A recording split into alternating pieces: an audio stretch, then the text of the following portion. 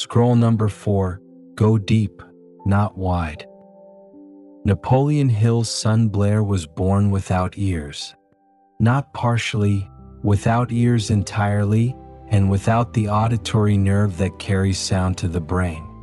The doctors were clear. The boy would never hear. He would never speak normally. He would require special schooling, a separate path, a reduced set of expectations for what his life could contain. Hill refused to accept that verdict. Not out of denial, out of a specific focused belief that if he went deep enough into the problem, something would open that a broad search never would. Blair learned to hear through bone conduction. Sound transmitted through the skull directly, bypassing the absent nerve entirely. He eventually heard well enough to hold conversations, to use the telephone, to live without the limitations the diagnosis had assigned him. That result did not come from a general effort across many possible solutions. It came from one man going deeper into one problem than anyone around him thought was necessary or possible.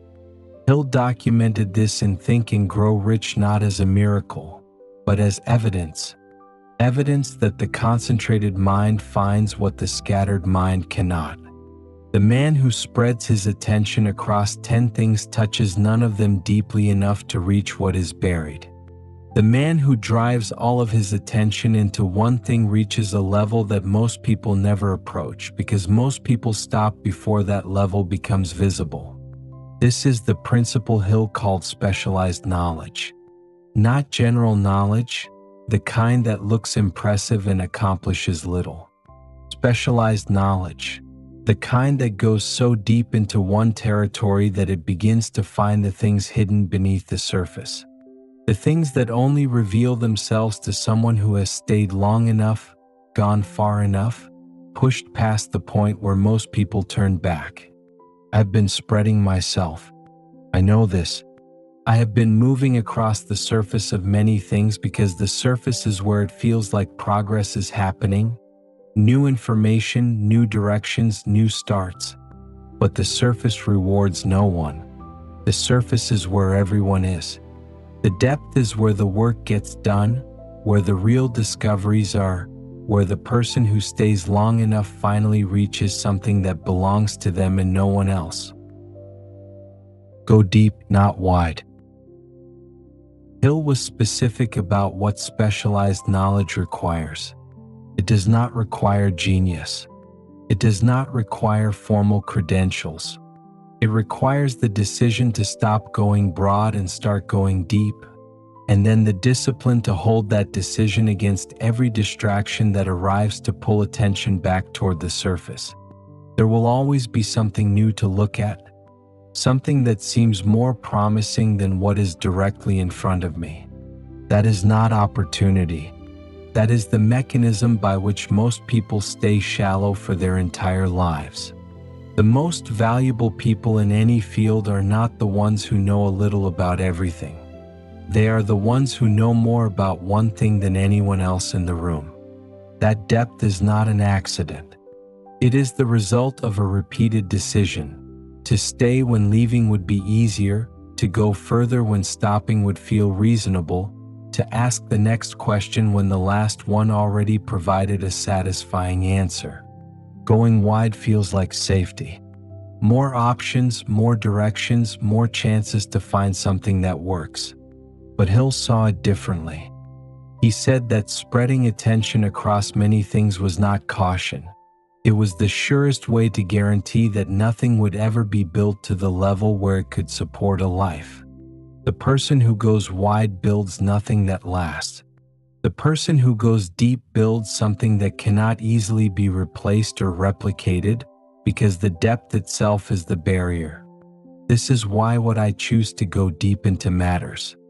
Not just what I am good at, what I am willing to stay with past the point of early progress, past the point where it gets difficult, past the point where the people who went wide have already moved on.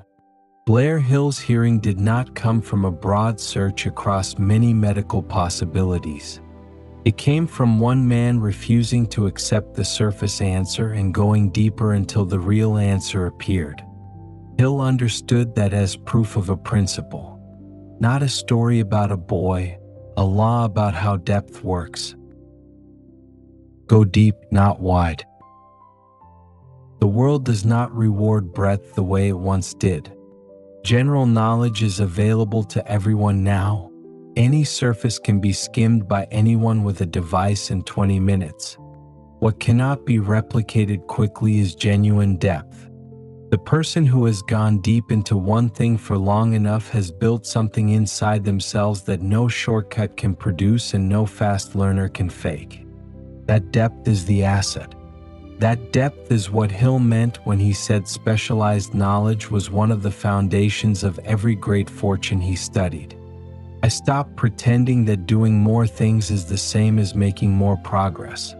The feeling of motion across many surfaces is not the same as the movement that comes from going deep into one. I have mistaken activity for advancement before. I know what that costs. The time spent going wide is time not spent going deep, and the depth is where the thing I am building actually lives. Go deep, not wide. Hill watched his son gain what medicine said was impossible.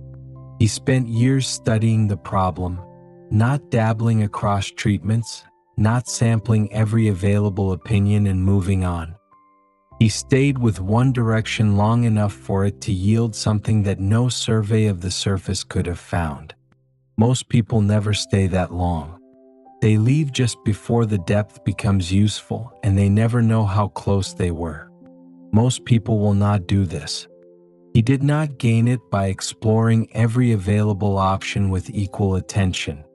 He gained it by going deeper into one avenue than the avenue seemed to warrant.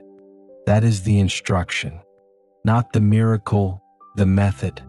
The method is available to anyone who is willing to stop going wide and start going deep into the one thing that, if mastered, changes everything else. Most people will not do this. They will continue to spread, to sample, to start and redirect and start again. That is their right. But it is not a strategy, it is a pattern, and it produces a predictable result. A life lived across the surface. A life of many beginnings and no depth. I have lived enough of that already. I know what the surface feels like. I'm not going back to it. I go deep. I stay. I ask the next question when the last one already had an answer. I hold my attention on one thing past the point where it feels uncomfortable, past the point where going wide would feel like relief, until the depth I have built becomes the thing that sets me apart from everyone who left before I did. Go deep, not wide. Go deep, not wide. Go deep, not wide.